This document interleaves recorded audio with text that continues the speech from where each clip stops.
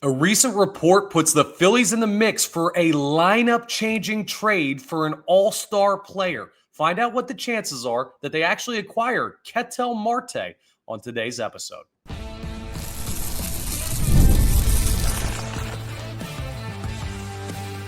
You are Locked On Phillies, your daily Philadelphia Phillies podcast. Part of the Locked On Podcast Network, your team every day. Yes, this is Locked On Phillies. I'm your host, Connor Thomas. Thank you so much for joining us today. We come to you as part of the Locked On Podcast Network, your team every day. And we are now the #1 sports podcast network. And Locked On Phillies is your #1 place for daily, Monday through Friday, Philadelphia Phillies content. You might know me from some of my other work in the sports talk space. I've been on air over at 97.5 The Fanatic doing sports talk radio here in Philadelphia for over 6 years. I've been a credentialed Philadelphia Phillies media member for the past 4 seasons, and this is now my 4th year as the host of Locked On Phillies. Today's episode is brought to you by FanDuel. Right now, new customers can bet just $5, and if your bet wins, you'll get $300 in bonus bets to use across the app. Download the app today.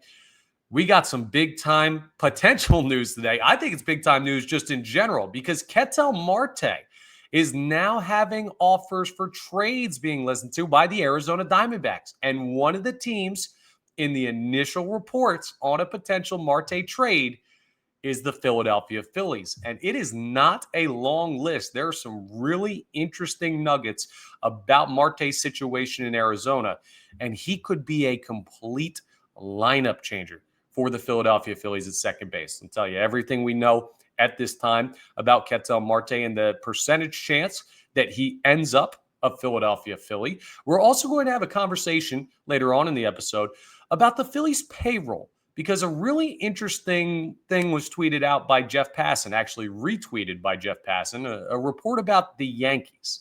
And yes, it does have something to do with the Phillies. I think fans need to take a deep breath a little bit.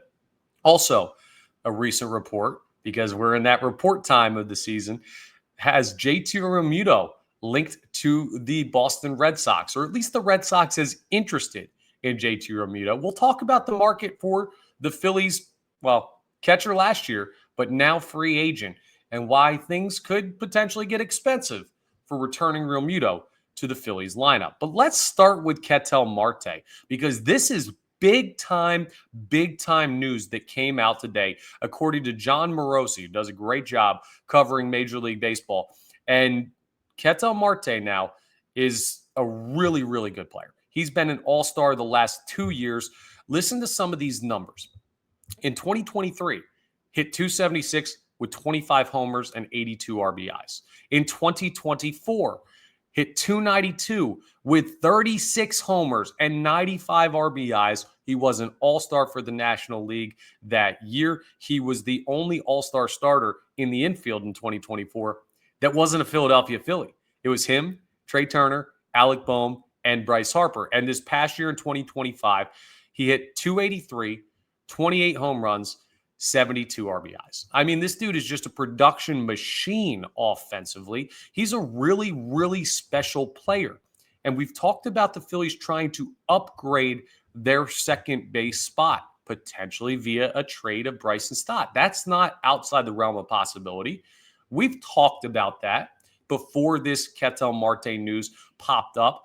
And the report from John Morosi is that the Diamondbacks are actively listening on trade calls for Marte. And there were a couple of teams listed, but the first team out of John Morosi's mouth when he gave this report on MLB Network were your Philadelphia Phillies. And this is important because Ketel Marte has a no trade clause, and the Phillies are not on his list of teams that he does not want to be traded to. That's a very important part of this. When you have that power as a player, you can completely control the trade market. So if a player with a no trade clause, partial or full, is not interested in coming to your team, that rumor, that news point, whatever you want to call it, is dead on arrival for the Phillies. This one's not. And John Morosi said that he believes it's a 50-50 chance right now that Ketel Marte is moved. And that is something really intriguing because, heck, I'll take a coin flip chance that this guy is on the open market. We talked about Byron Buxton, and now we can talk about a 3-time All-Star 2 of the last 3 years. He fits really well into the Phillies lineup for just so many reasons. First and foremost, you would like to have an everyday player at second base. Bryson Stott has not been able to do that in his major league career. He can't hit lefties well enough, and that's just not going to cut it for a team with World Series aspirations. If you go out and you were to acquire Ketel Marte, he's playing second base for you every single day, or at least every single day until he needs a rest. He's an everyday player. And while he's not as good defensively as Bryson Stott, he is just a very, very special player. And if you forgot, he won National League Championship Series MVP back in 2023 against the Phillies. So we should know firsthand how good he can be in the postseason. That's something else that should be really encouraging to Phillies fans who want to see Ketel Marte on this team and think he could be a transformational type player on the field and in the lineup for this team.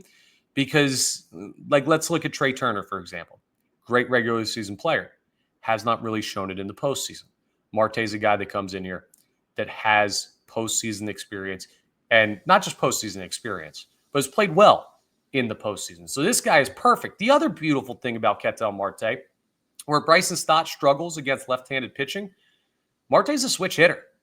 So it doesn't matter if you're throwing a lefty or a righty at him. And putting a switch hitter in this Phillies lineup, it feels like they haven't had a legitimate switch hitter in forever. Like, that brings such balance to a lineup where if you go out and re-sign Kyle Schwarber and you have lefty with him and Harper, now you can completely balance that out with Marte. Marte would be perfect if you went like Turner, Harper, Marte, Schwarber. Beautiful stuff, because now Harper gets ample protection and Schwarber has a bunch of guys in front of him. Or you could even go Turner, Schwarber, Harper, Marte, and balance it that way. And you can make things work. It would be a game changer for the Phillies lineup. And if there is any way you do this, you get the deal done. Outside of Andrew Painter, Justin Crawford, and Aiden Miller, everyone should be pretty much on the table for this type of move for Marte. Now, you might be wondering, hey, didn't he sign a big contract? What's his current situation? He signed a 6-year, $105 million deal. He has 5 for about like 90 left on that deal, which a little bit of quick math will show you 90 divided by 5 breaks down to around $18 million a year. Let's just call it $20 million a year.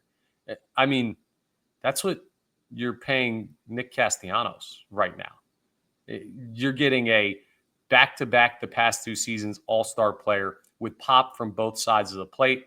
They can play a position of need for the Phillies. I mean, this makes amazing sense. And for everyone who headed into this offseason saying, okay, we don't really have a lot of wiggle room here. How do you go out and get younger while also getting better and not put more contracts onto these aging superstar players? Now, Marte is 32, so it's not like you're getting a 26-year-old multi-time all-star, but still, he's not on the back end of his career by any means. That would be a completely transformational offseason move by the Philadelphia Phillies. And I'll tell you this, I think I like it even better than the Byron Buxton trade. Now, they're relatively similar type of deals because not a crazy amount yearly on either of those contracts. Both can play positions of need.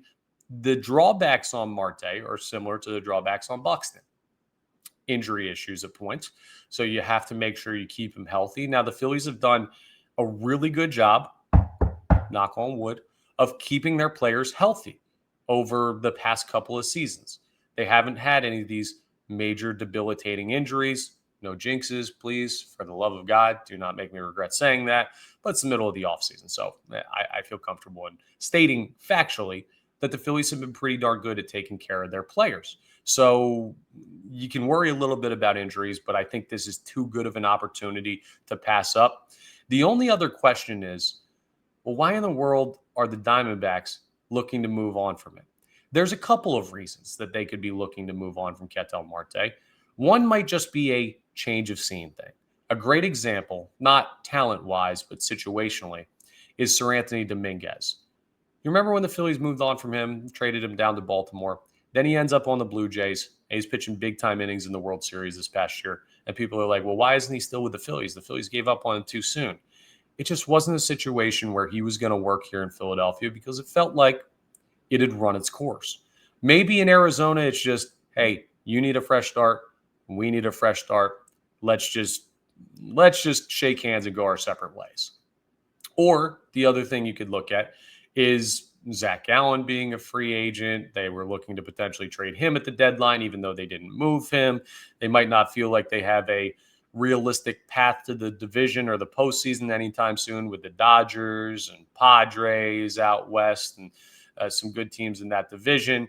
The Giants are always pesky. So you could look at that and say, maybe it's a good time to start a full-on rebuild.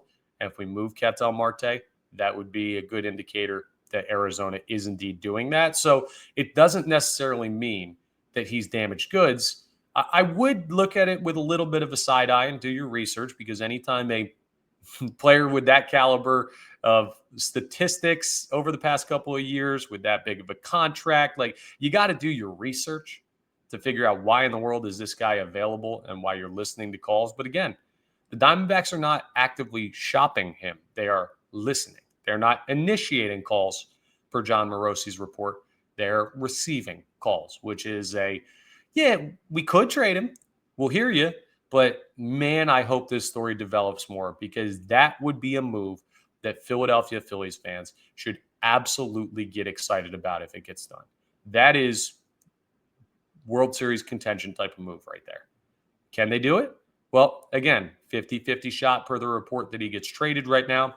That's not 50-50 to the Phillies, but I could see the Phillies being the most aggressive team, and they were the first team mentioned in the report. So something to keep an eye on that should make Phillies fans happy as we draw ever closer to the Thanksgiving holiday. That's something to be a little bit thankful for there. But there's something else that I think Phillies fans are not thankful enough for. And a recent story about the Yankees and their payroll situation should put things in perspective for Phillies fans. We talk about that as we continue today's episode. Let's talk about FanDuel first, though, because the NBA is rolling right along, and there's no better place to get in on the action than FanDuel, the official sports betting partner of the NBA. Even if you miss the start of the game or you want to ride the hot hand, FanDuel has live bets on everything from who's going to score next to fourth quarter comebacks. Plus, you can even combine your live bets into a same-game parlay for a shot at a bigger payout. Tonight, the Sixers are playing the Magic. No Paul George, no Joel Embiid, no VJ Edgecombe. So maybe look at the Magic, but also Tyrese Maxey is going to have to take like 40 shots in this one. He's going to go out there and he's going to put shots on the net. Sounds like a hockey term.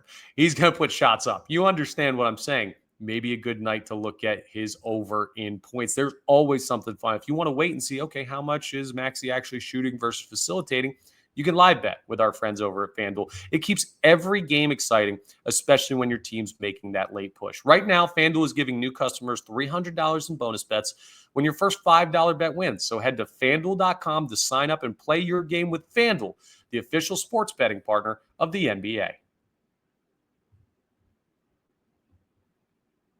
All right, let's talk a little payroll, because I've been getting comments on episodes throughout the offseason so far. Dave Dombrowski said his year-end media availability. We keep referencing a lot of stuff he said because, well, you don't get to hear him behind a microphone very often. When you do, these are the only true nuggets that you hear from the horse's mouth, which is a weird expression because horses don't talk. Anyway, that's a story for a different day. The only time you really get to hear Dave Dombrowski speak for himself is when he has these media availabilities. And he talked about the plan he submitted to John Middleton, not in exact details on numbers, of course, but said the payroll's probably going to be similar to what it was this past year. And Phillies fans are not happy about that, because I've seen comments saying, well, They just want to make their money and fill the stadium and sell beers and tickets. And the next thing you know, they don't care about winning. I will strongly debate against that when it comes to John Middleton. Everything we've seen from John Middleton as the owner of the Philadelphia Phillies over the past couple of seasons has been a commitment to opening up the wallet and paying for winning players. Now, it has not worked out for the team, but it's not because the owner hasn't cut the check. And I think there's an unfair bar that has been set by the Los Angeles Dodgers. Would we all like to see our owners of our sports teams spend like the Los Angeles Dodgers? Of course we would. That's a ridiculous level of commitment to winning, and they make that money back because they're back-to-back World Series champions. Seems so simple when you put it in those terms, but at the end of the day, I don't know that that's a fair bar to be set for where payroll should be. And the Phillies this past year still had the fourth highest payroll in baseball. They were spending the money, they just didn't get the results. The team right ahead of them, the New York Yankees. The Yankees were just over 300 million. The Phillies were at like 292 million and change for the yearly payroll for 2025. And a recent report from Jorge Castillo, who covers Major League Baseball for ESPN, I saw this on Jeff Passan's timeline because he retweeted it, talked about Hal Steinbrenner and saying he didn't have a payroll target for 2026 for the New York Yankees, but it would be ideal if the number dropped from what they had this past year. The Yankees are trying to cut payroll. That's one of the three teams above you. Obviously, the Dodgers are not trying to cut payroll because they have all the money in the world. And you look at it and say, okay, well, the Mets are up there too. That team's going to look to spend. We'll see. Steve Cohen has more money than any other owner in the sport. So you kind of expect that. And while these guys are all rich beyond normal people's wildest dreams, there are levels to the amount of money that owners have to spend. So Steve Cohen's going to spend more than the Phillies. The Dodgers are going to spend more than the Phillies, but the Yankees are looking to cut payroll. The Phillies, all they said was they want to stay about where they're at. So they're not necessarily trying to take a step back in payroll. And I just think it's this grand misnomer that some folks in the fan base have that look at the Phillies and say, well, they're not willing to spend even more to do what this team needs to do to get over the hump. I think that's an unfair expectation on management. You know who you should be annoyed at? The players for not getting the job done. Guys like Trea Turner and Bryce Harper and Kyle Schwarber and everyone in that lineup that did not contribute to the Philadelphia Phillies' success in the postseason. Those guys came up small. It's not because John Middleton isn't paying them enough. You built a star-laden roster. Blame the manager for making poor decisions in that postseason series. Blame the bullpen for not coming up big when the team needed it. Can't really blame the starting pitching because they were awesome throughout that series against the Dodgers. But don't look at the owner who has constantly put out one of the top payroll teams in the sport over the past 4 or 5 years and say, it's your fault for not being the top payroll team. If you have to be the top payroll team to win, that's going to be one, a tough thing to do. And two, doesn't that kind of let the players and owner off the hook? I'm not saying like, oh, well, the Dodgers just bought a championship, right? Because still, they had to play tough series and everything. They do have a super team, but I'm done complaining about like the Los Angeles Dodgers and all the players they sign. Now, if they go out and sign Kyle Tucker, I'm going to complain again. But my point is this. If you're in the top 5 in payroll, ownership's done their job. And for anyone out there that's like, wow, John Middleton won't continue to spend more and more and more, I don't think we can rightfully expect him to. I think that we need to point at the players and the coaches and the folks that actually handle the baseball operations, Dave Dombrowski, for making good use of the owner's money. Those are the folks that we should be upset about for the Phillies' recent postseason failures, not John Middleton. He is as good of an owner as you can hope for in the sport of baseball. And think about how many teams that would have a player put up a season that's MVP caliber or Cy Young caliber that was heading into a contract year that would say, yeah, we got no chance to ever re-sign Kyle Schwarber. Thanks to your time, we're cutting payroll. There are a lot of teams in baseball that would not even consider that. And the Phillies, they're not even thinking twice about paying Kyle Schwarber what he wants. So at least that's what everything seems to be pointing towards. So when you look at the Phillies payroll, you can't just live in your bubble of Philadelphia. I don't think this team is at all giving up on the idea of winning. I don't think this team at all is just trying to fill the building. I think they're putting a legitimate effort forth to winning. And I think there are probably 20 other teams in baseball that would laugh if they heard me even having this conversation to Phillies fans. I'm not trying to call anyone out and say, oh, you're ungrateful or this. Like, no, it's not that pointed of a criticism. I just think you need to look a little deeper into the situation and take some emotion out of it to realize that the Phillies are trying to put a winning product on the field. They are. And John Middleton is the last person you should point to when it comes to the issues currently facing this organization. Now, one of the issues facing this organization that we do need to focus on are the big-time free agents that they're going to have to re-sign. And is JT Realmuto fitting in that idea of keeping payroll the same? Ideally, he would be. But there's a recent report that came out that has him linked potentially in free agency to a big-time spender as well. Are the Boston Red Sox going to swoop in and steal JT? We'll talk about that as we continue today's episode.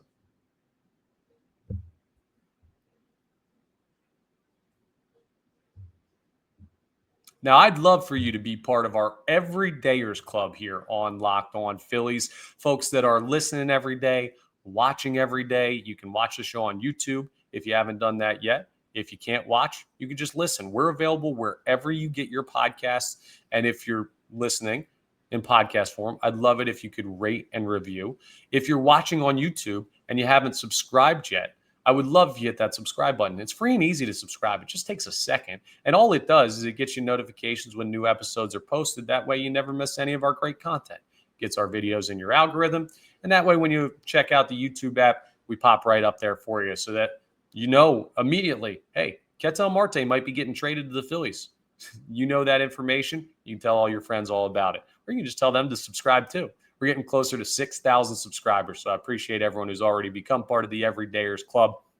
And I would love, if you haven't, if you could do that as well. We welcome everybody in, all Phillies fans, heck, all baseball fans, if you want to follow along with our content here on Locked On Phillies. So JT Realmuto is going to have a very interesting free agency. What in the world is the market for him? Because he's not a young player, but he is an incredibly important one. And you know how sometimes you don't value possessions that you've had for a long time, right? You might get a really nice pair of shoes and you're walking around in those things for a couple of years and they get a scuff mark here and a scuff mark there. Maybe one of the laces, the end is a little bit messed up and you're like, man, I don't really want these shoes anymore. I'm tired of these. I'm going to get rid of them. And then someone else who's only been wearing like flip-flops their whole life is just like, that's the nicest pair of shoes I've ever seen in my life. I would love that. That's kind of, not to make JT Realmuto into a pair of shoes, but my point is this. I think having JT Realmuto for so many years has kind of led to Phillies fans not valuing how important of a player he can be to a franchise. He is a really good leadership presence in a clubhouse. He never causes problems. He knows the ins and outs of baseball as well as anybody. He is as good of a manager of pitching staffs as anyone in the game today. Let me say that again. Of all catchers in the game today, he is as good as any of them in calling a game. And that's handling bullpen pitchers as well. Ask any Phillies starter or reliever. They'll tell you the same thing. You don't shake off JT Realmuto. He calls an outstanding game. A majorly underrated part of the sport of baseball because fans don't really think about it that often. And you get caught up in the actual, like, I'm not blaming you for not thinking about it, but don't let that be understated. That is hugely important. Plus, he is still an above average defensive catcher, and he had himself a really nice second half offensively where he still shows the ability to be a plus offensive option at catcher. one thing I think we've forgotten in the JT Realmuto era is that catchers are not supposed to be good offensively, or not expected to be good offensively. You expect that guy to be mostly defense and focusing on handling the pitching staff, and JT does all of that while also producing offensively. Like outside of, like, you can't look at Cal Raleigh as a fair comparison because that dude he's from another planet. But when you look at the average catchers around baseball, JT's better than most of them in most categories still. He's not the BCIB anymore, but he's still a damn good one. And the Red Sox reportedly have expressed interest in signing JT Realmuto in free agency. Here's what gets really tricky about this, because this is just early interest. And at this point in free agency, teams have interest in a lot of players. I'm sure the Red Sox have asked about just about everybody who fits into what they could be looking to do. So this is not JT Realmuto's going to sign with the Red Sox. It's over. But because JT is heading into his age 35 season, it's going to be tough for a team like the Phillies, the Red Sox, anybody to say, yeah, we want to give him a 3-year deal, a 4-year deal. And I think 3 would probably be the cap of where the market goes for JT Realmuto. But just like with Kyle Schwarber, the more teams in, the more expensive he gets. When you go to an auction and there's 2 people bidding on an item, that one person or those 2 people set the price. When there's 20 people bidding on an item, that price continues to go up. There's a better chance that you spend more than you want. So the more teams in on JT Realmuto, the worse it is for the Phillies to get him back on a deal that we would be comfortable with as Phillies fans. And the Red Sox may not be the prime candidate for Realmuto because they already have a guy in Navarro who you should remember from the walk-off catcher's interference in the regular season this year. He hasn't been great for them offensively, but he's really good defensively for them, which is ironic considering the way we remember him as a defensive miscue. But he would be kind of a platoon mate, I guess, to Navarro there in Boston, and maybe that takes them out of the market for JT. But the Red Sox are a team that's interested in contending.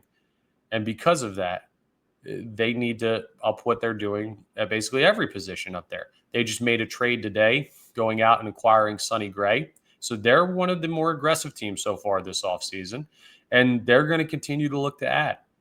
This is just a reminder that for every player that you look at for the Phillies and like, I don't need this guy back. I'm tired of him. He stinks. JT isn't getting it done. He's getting older. I don't want the Phillies to get older. Well, these other teams that are trying to contend are looking to pay these players. So either we're missing something or they're missing something. I'm not saying we are, but pretending like some of these older players for the Phillies don't have value just because you're tired of seeing them play for the Phillies, that could be an oversight. So as much as we're watching the Kyle Schwarber market, probably the closest because he is the number 1 cornerstone of the Philadelphia Phillies offseason, JT Realmuto is probably number 2.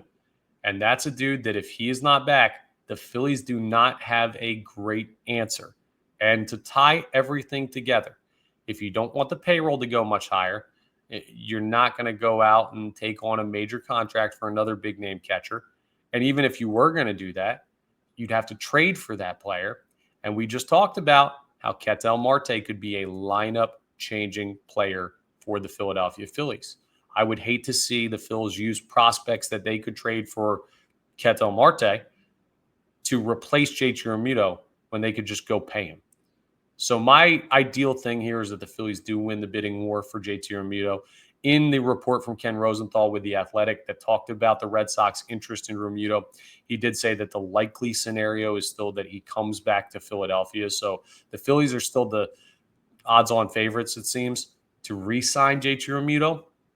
And that, I think, is the ideal thing. But as the market heats up, things get a little bit tricky. So there are a lot of news stories starting to come out as we draw closer to the Thanksgiving holiday, and we will keep you updated on all of the rumors and reports as the offseason progresses. By the way, with the Thanksgiving holiday, with Black Friday coming up this week, just want to let you guys know we will have episodes every day this week, including Thanksgiving. So if you want to get away from the family for 30 minutes on Thanksgiving, just need some time away from those conversations at the dinner table, we'll have a fresh Locked On Phillies for you on Thursday and Friday as well this week. So don't miss any of it. But that's all for today's episode. Thank you so much for joining us. Once again, we are part of the Locked On Podcast Network, your team every day. And also now the #1 sports podcast network. Please make sure you're rating, reviewing, subscribing to the YouTube, all that great stuff that really helps us out. And I will talk to you tomorrow on our next episode.